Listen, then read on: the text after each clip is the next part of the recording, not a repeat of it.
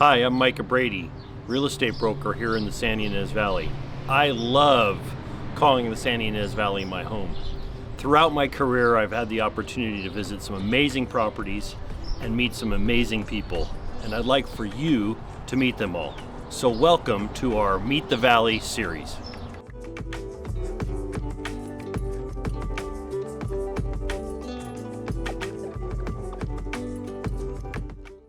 Hi, Micah Brady, real estate broker here in the Santa Ynez Valley. Hi there, Ike Zekaria, recently relocated from Los Angeles to the Santa Ynez Valley. Ike, how are you, my man? Oh my God, Micah, it's good to see you, buddy. I'm doing great. Always great here. You bought your first property here in the Santa Ynez Valley in 2013. Yes. I'm interested to hear from you what prompted you, what inspired you Yes. to start looking and buying here in the Santa Ynez Valley, and then we'll kind of go from there. I love it. I first came here, I had never been wine tasting before. Which I find hard to believe. Yeah, right. I know. I've gotten quite adept at it now. And so I went on a date, and this girl said, "Hey, why don't we go wine tasting?" I go, "Where?" Well, there's this place about 2 hours away from LA called Los Olivos. Let's check it out. And I go, "Sure." And I was amazed by what I saw here, just in terms of, I lived in Los Angeles my whole life. I would go to Palm Springs, I would go west, I would go east. I never would really come north near Santa Barbara and over the hill here. And I just couldn't believe how beautiful it was and how fun it was. And so I felt like I was in a different world, in a different country. And I was only 2 hours away from LA. And my brother also happened to have a passion for the area because he was a cyclist. He enjoyed cycling. Had he been here? He had been here because he loved cycling, and he would go on weekends with buddies. And, obviously this area is really well known for that. We kind of both at the same time discovered the area, and we're like, wouldn't it be great to be able to share a vacation house here one day? If we can scrape up enough and let's do it. So that's kind of how the dream started. We were kind of looking at homes, and it was kind of like we saw a really cool home, and the name Micah Brady was on the shingle. And very fortuitous. Yes, totally. And actually, it was Micah and Mike Brady. Right, and which is obviously your father, yes. Who we know and love, and so we called the number and we said, look, one day we're interested. We weren't the hottest buyers, right? And like, if we can get enough, and if you can come within our budget, and we came up for a weekend, and we spent the entire weekend with your dad in his truck, driving around these three little towns of Solvang, Santa Ynez, and Los Olivos. Yes, our classic Cook's tour, as we call it. Let's get you in. Let's introduce you to some of the nuances of the valley. Absolutely. This is how you pronounce Refugio, right? It was started with that, right? And now, what's Ballard all about? Exactly. And then about 3 months later, it happened again, where we came back and did the same thing, and it was a 2-year process. That and your dad spent so much time with us, zero pressure. He's gonna love hearing. Zero pressure. It was, and we felt like we made a friend, right? And so, if and when we decided to buy, we knew who it would be with, right? And then we got to the point where we reached a comfort level with the real estate here, the areas here, the market, where a house did come up that we fell in love with. It came on the market, and the next day we were in escrow. And your dad, your family was an integral part in making that happen. It started where my brother and I were sharing this house, and we both started really enjoying it simultaneously. Right, with our respective families. It was like to the point where like, hey, we kind of want our own thing, right? And he was at the same place where he was maybe interested in having his own. So my wife and I looked at each other one day and said, we could see ourselves retiring in this community. We might as well see if we can find something that we like. again, we called you, and this time it was you, not your dad, that was kind of taking the lead role. And we had, again, no idea what we were kind of looking for. We had an appetite to build. We were open to it. The idea was to build a home that we could move in 10, 15 years down the line and call it a day and enjoy it here. So we ended up, you ended up showing me probably 30 or 40 properties.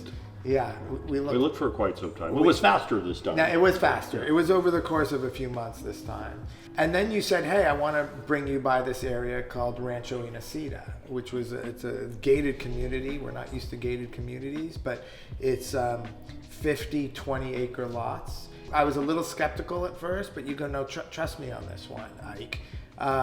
It has a sweet little house on the property where you could stay, and if you wanted to do construction on the property, it's large enough where you could stay there and enjoy it and not feel the construction.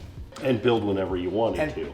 Exactly. On your own timeline. On our own timeline, exactly. And so we started that process. We bought the house, and actually the actual transaction was not easy because we were going up against a particularly tough broker in my mind. Good person, but tough broker. And he was almost trying to get in the way of the deal happening. But Micah, to your credit, you have a way of kind of, softening those things out and smoothing them out. Thank you. And appreciate that. And so, you didn't let the emotion, kind of play through the negotiation. You were able to buffer that quite a bit. And at the end of the day, looking back, I think we actually got a really good deal. At the time, I was freaking out. Well, at the time, we kind of talked about it. Yeah, we're playing the long game totally. here, so the long game's kicking in. The long game kicked in pretty quickly, and so we ended up going with this property that actually had a pad already kind of carved out of the hillside for a new home, and then we began the process of building a new home.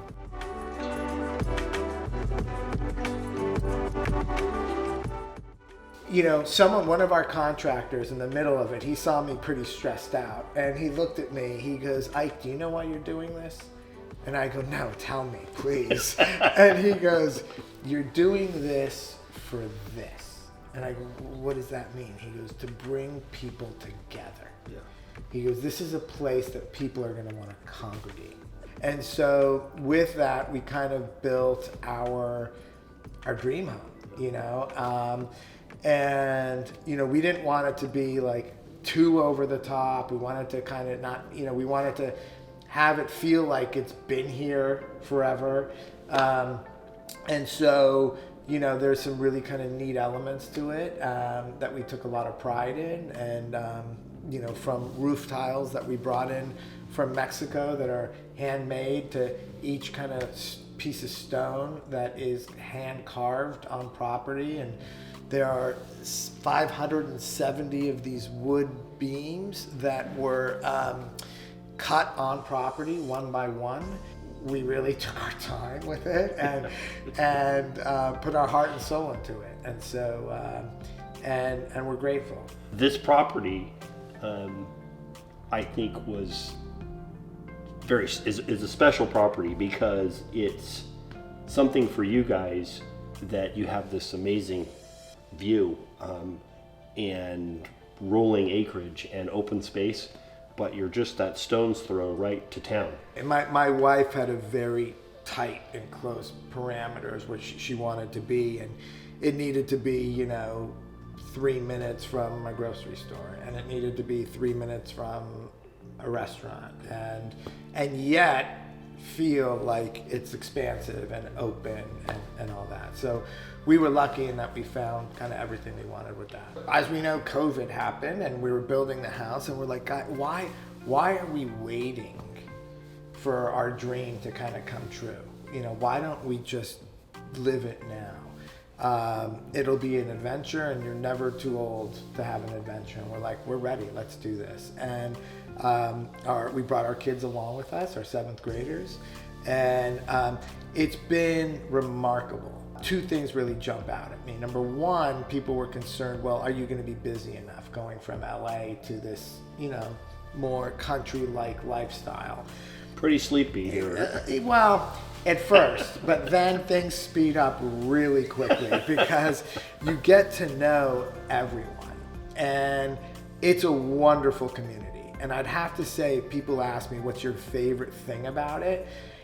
It's the people, hands down. We have made better friends here in 2 years than we have made in our entire lives in Los Angeles. And as a result, our social calendar reflects that. And that's, so that's just incredible. And what value do you put on that? That's huge for us, and we love that. Secondly, there's just a lot of really talented people here, and with a lot of good ideas, and I've made some great partnerships here with people, including yourself, and I'm sure we're going to get into that. But some incredible partnerships and business opportunities, and but ultimately, being here and living here and looking at this view every day, it's the ultimate barometer every morning when I get up. If I can get up, if I don't notice that view, then I know I'm not in a good place. Let's talk a little bit more about real estate, because I have sold you a couple of these residential properties. You got me into all this stuff. But we've sold, you've been bought several properties, a commercial property and a couple residential properties in downtown Los Olivos, and I was grateful to help you out with that. So let me just jump in here for a sec.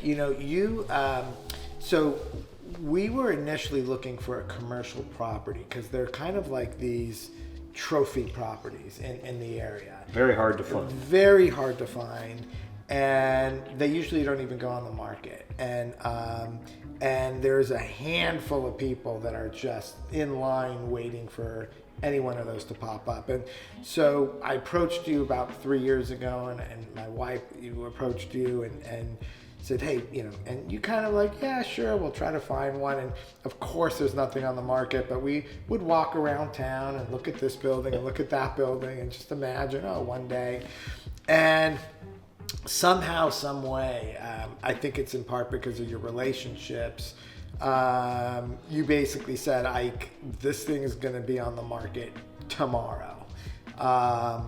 Let's get in. And you were able to, again, work out a deal in a day, where we got in before anybody even really knew it was happening. And so afterwards, people were kind of kicking themselves in the butt because there's a couple major landowners here who that's what they do. And they're like, how did that happen? And that's not even really your forte. You're more residential, but you're so tied into the community that you were able to make something like that happen. Well, I do know Los Olivos because that's kind of my town. It's your backyard, right? Yeah, no, you do. And, there's a lot of good people in the community that have kind of been priced out a little bit. And we wanted to kind of give back by making sure we rented to these full-time locals who are kind of institutional people here.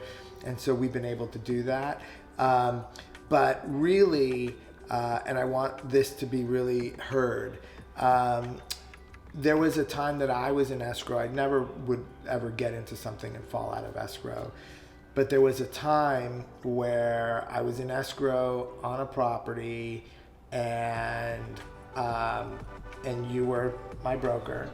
And after kind of doing an inspection and looking at it, I was about to go through with it, and you kind of pulled me to the side and go, Ike, this is probably one you don't want to do.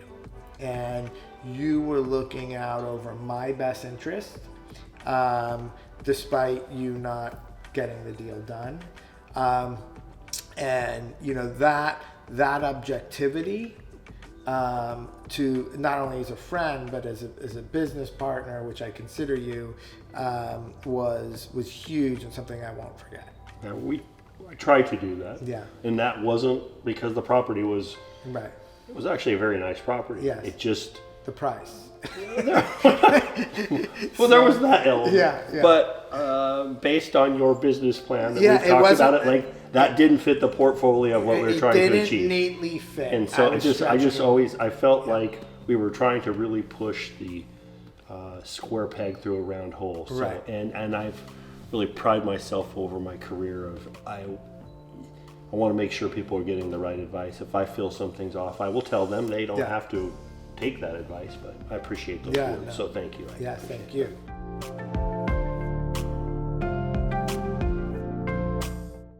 You've been very supportive of People Helping People, and People Helping People is a nonprofit helping with all kinds of issues in the Santa Ynez Valley, from housing to counseling to financial assistance in our lower income brackets in Santa Ynez. You've been very helpful in that regard. So talk a little bit about that. Well, I think that one of the things about this valley is that it's small enough where you can really make a difference, and kind of help shape the direction of the valley.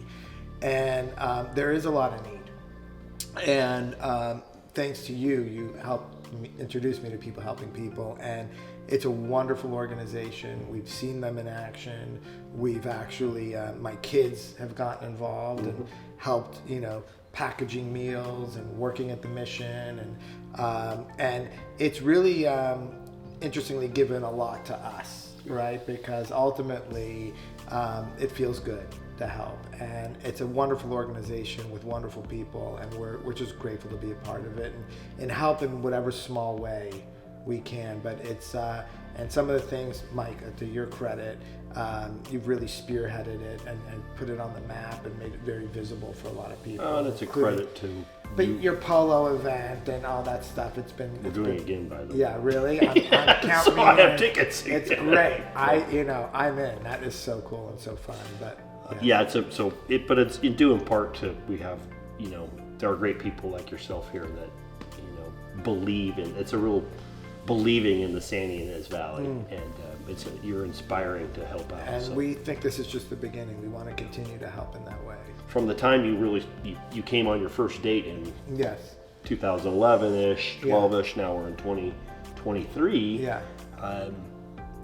The valley it's still the same place, but it's a different place. Yeah. And so you've been there and seen that. I kind of love where it's gone, because it was a little bit more of a sleepy town, right? Yeah. Things didn't change as much.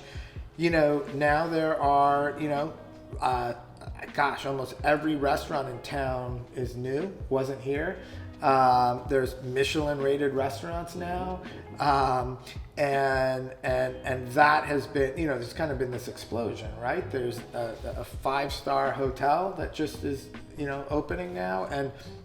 And so that has been remarkable to see. Real estate values have also kind of really jumped, and there have been opportunities in that sector as well. And so it's a lot more dynamic, I think, than it was, and it attracts all kinds as a result, and I love that. I love the diversity. I'd say it's a lot more diverse. That's true. Than it was, 15 years ago when we first started coming here. You're a real estate investor. You're a successful businessman in your primary business in fashion.